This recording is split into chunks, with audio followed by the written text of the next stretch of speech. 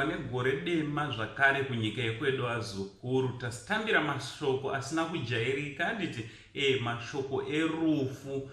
Kune vaiona Studio 263, handiti pane musikana ainzi Vimbai Jari, handi muchiruziva hanzvadzi yaJabu iyayi, handiti vekwajari mustudio 263. Sopende yakatirera kuti ichiri vafanhu vechidiki. Vimbai Jari vazhinji vanomuziva musikana anga akanaka chaizvo.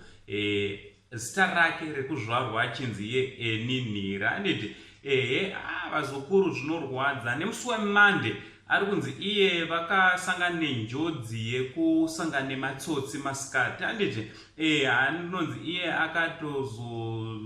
nekuda kwekubatwa nkunzi, handiti nekuda kwekusangana nematsotsi vakarohwa vakakwadzwa zvakanyanyisa vazukuru. Iye akatokuwara pambabvu hanzi rib cage, handiti ribs cage, also nepachest nekumusana hanzi akakuwara nemusi weMande masikati.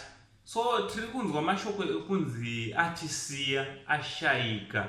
Chinova chinhu chinorwadza vazukuru, tichiti mweya wake dai wazorora nerugare. Izvi zviri kunzi zvakaitikira kunzvimbo yeSouth Africa, kuGauteng province, handiti kuGauteng province, ekuHulen municipality, kuBedford vazukuru. Chinova chinhu chinorwadza nezvakaitika rakacheka nyika.